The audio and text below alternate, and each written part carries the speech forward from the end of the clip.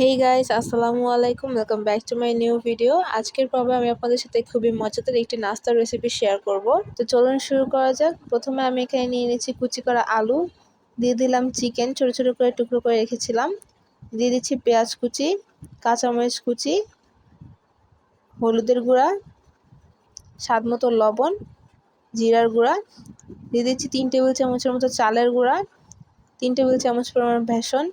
এবার সব কিছুকে ভালোভাবে মিশিয়ে নিচ্ছি। দিয়ে দিলাম কিছু ধনেপাতা কুচি, দিয়ে দিচ্ছি 1 চামচ পরিমাণ মরিচের গুঁড়া। আমি আরও কিছু ধনেপাতা অ্যাড করে দিচ্ছি। এবার সব কিছুকে ভালোভাবে মিশিয়ে নেব। এবার এগুলোকে জাস্ট এরকম হাত দিয়ে পাতলা পাতলা করে আমি এগুলোকে ভেজে নিচ্ছি। এই পকোড়াটাকে আমি 4 থেকে 5 মিনিটের মতো করে ভাজবো। তো আমি সবগুলো পকোড়া দিয়ে দিলাম। এবার এগুলোকে উল্টে পাল্টে ভালোভাবে ভেজে নেব। আমার ভাজা হয়ে গেছে, এবার আমি এগুলোকে তুলে নিচ্ছি। ব্যাস তৈরি হয়ে গেল মজাদার আলু আর চিকেন পকোড়া।